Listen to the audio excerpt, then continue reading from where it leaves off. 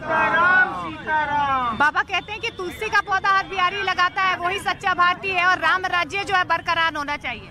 राम राज्य बरकरार है। मैं बार बार आपके चैनल से कहना चाहता हूँ, कुछ रावण का संहार करना है, बस यही बचा। कौन है वो रावण? रावण आप समझ रहे हैं, हम लोग समझ रहे हैं, काहे मुंह खोलवा रहे हैं? रावण की विरोध कर रहे हैं ना कुछ लोग। काहे मुंह खोलवा रहे हैं? ये कलयुग है, रावण की ये कलयुग है, ये कलयुग संहार करना है। कौन संहार करेगा? संहार करेगा भारत करेगा।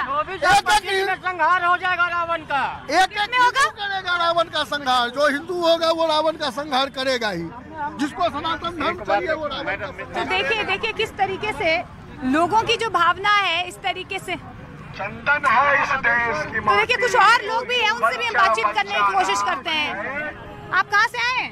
बालाचट्टी से। युवा है। बाबा बात करते हैं कि सच्चा बिहारी जो है अपने घर के बाहर एक तुलसी का पौधा जरूर लगाता है। लगा हुआ है आप लोगों के जी। और एक जो आह्वान बाबा ने किया है हिंदू राष्ट्र को लेकर, राम राज को लेकर कि बच्चे बच्चे के मुंह में राम राम होना चाहिए। जरूर होगा। पटना का प्यार है। आप लोग खुश हैं कि बाबा आए? एकदम खुश है, सब खुश है। कुछ अव्यवस्थाएं जरूर हुई वहाँ पर, लेकिन आस्था बरकरार है। बरकरार है। लेकिन दिव्य दरबार लग नहीं रहा है आज कुछ। बिल्कुल। तो देखिए जिस तरीके से लगातार प्रतिक्रियाएं यहाँ पर आ रही हैं, साफ तौर पर लोग कह रहे हैं कि देखिए भावना बरकरार है, बाबा में आस्था बरकरार है, लेकिन बिहार की जनता को लेकर, पटना की जनता को लेकर बाबा ने क्या कहा मन से, ये सुनिए। बिहार के लोग अपनी तो देखिए साफ तौर पर यहाँ पर बिहार की जनता को संबोधित तो किया ही बाबा ने, लेकिन ये जरूर कहा जो एक सच्चा बिहारी है वो रामचरितमानस और तुलसी का पौधा यानी कि जो अपनी धर्म और संस्कृति को लेकर चलता है। चंद्रमोहन लगातार हमारे साथ तरेतपाली से बने हुए हैं क्योंकि आज हनुमत कथा का अगला दिन है, दिव्य दरबार नहीं लगेगा। चंद्रमोहन, बाबा ने तमाम भक्तों को ये संदेश तो दिया ही कि टीवी के माध्यम से मुझे देखिए, क्योंकि प्यार इतना उमड़ रहा है कि व्यवस्थाएं जो है थोड़ी कम पड़ रही हैं, लेकिन बिहार की जनता को भी उन्होंने संबोधित किया और कहा कि बिहार की जनता अपने धर्म, कर्म और संस्कृति को लेकर चलता है जहां भी जाता है। रिएक्शंस लीजिए लोगों से, क्या कहना है उनका। चंदन है इस देश की माटी। बिल्कुल देखिए, और सबसे पहले एक तस्वीर हम आपको दिखाते हैं। यहाँ पर जो 3 बड़े पंडाल लगे हुए हैं, सुबह का वक्त है और लोग अभी से ही अपना जगह पकड़ना शुरू कर दिया है। लोग यह चाहते हैं कि जितना जल्दी हो सके इस पंडाल के पास पहुंच जाए, क्योंकि जब यहाँ पर बाबा पहुंचे तो उनका दर्शन हो सके।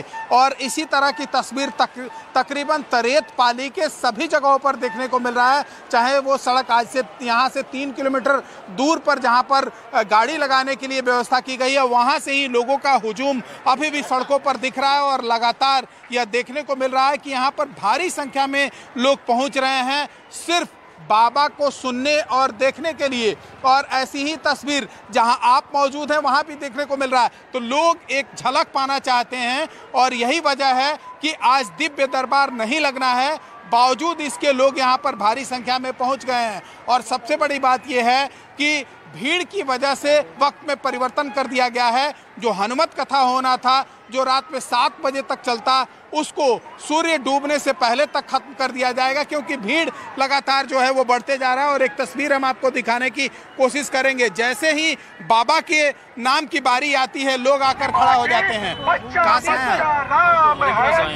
बिल्कुल बिल्कुल बिल्कुल। और देखिए ये तस्वीरें लगभग पूरे बिहार में नजर आ रही है। चंद्रमोहन, मैं होटल के बाहर हूँ और यहाँ देखिए राम का जय घोष वहाँ भी इतनी ही जोश से सुनाई दे रहा था और आज भी इतनी ही जोश से सुनाई दे रहा है। भावना बिल्कुल कम नहीं हो रही है। और 5 तस्वीरों के जरिए भी हम आपको दिखाने की कोशिश कर रहे हैं कि किस तरीके से लोग जो हैं वो बाबा के दरबार पहुंचने के लिए जद्दोजहद जरूर करते हुए नजर आए, लेकिन आस्था और जन भावना, जो जन सैलाब है लोगों का बाबा के प्रति, वो कम नहीं हुआ है। भले आज दिव्य दरबार नहीं लग रहा है, स्थगित हो गया। और बाबा की तरफ से भी ये जरूर कहा गया कि उनकी मान्यता है कि वो दिव्य दरबार लगाते हैं, वो चाहते हैं कि वो लोगों की अर्जी सुने, क्योंकि दूर दूर से, देश भर से लोग यहाँ पर पहुंचे हैं। और देखिए 1 लाख नहीं, 2 लाख नहीं, कम से कम 10 लाख लोग जो हैं कल पहुंच गए और आज दिव्य दरबार भी लगना था। ऐसे में लोगों से मंच से आह्वान जरूर किया उन्होंने कहा कि जो लोग हैं वो जरूर मुझे टीवी के माध्यम से देखे और जो लोग हैं वो ना आए,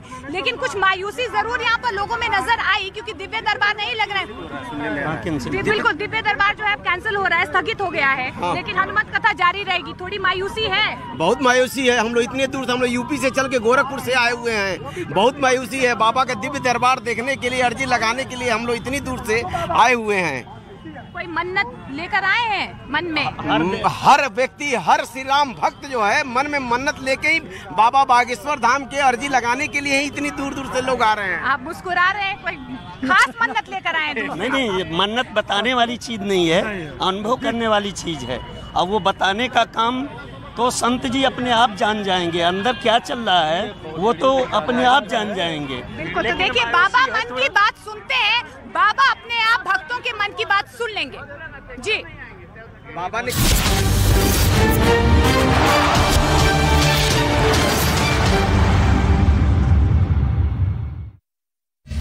ये नया इंडिया, नए नजरिए का इंडिया, जहां लोगों का नंबर 1 भरोसा बनता है वो जो उनके मुद्दे, उनकी आवाज निडर होकर उठाता है, लोगों की नंबर 1 पसंद बनता है वो जो सिर्फ रफ्तार नहीं जिम्मेदारी पर भी विश्वास रखता है। देश का नंबर 1 न्यूज चैनल बनता है वो जो देश हित और जनहित दोनों को सर्वोपरि समझता है। News 18 India.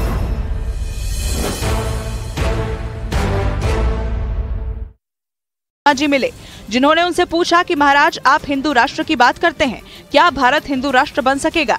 तो वो मुस्कुराए और कह दिया कि हिंदू राष्ट्र तो बना बनाया है, घोषणा बाकी है। हिंदू राष्ट्र तो बना बनाया है, घोषणा बाकी है। भारत में बहुत जल्दी हिंदू राष्ट्र की घोषणा भी होगी। बाबा बागेश्वर के इस बयान पर जेडीयू ने निशाना साधा और इसे विवादास्पद बताया। यह देश हिंदू राष्ट्र है न इस्लामिक राष्ट्र है।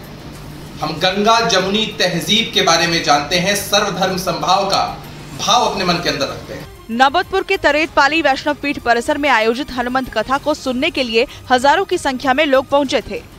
रूस के इस दावे के बाद से ही हड़कंप मच चुका है। आरोपों के मुताबिक यूक्रेन ने ब्रिटेन की हवा में मार करने वाली लंबी मिसाइलों का इस्तेमाल किया था।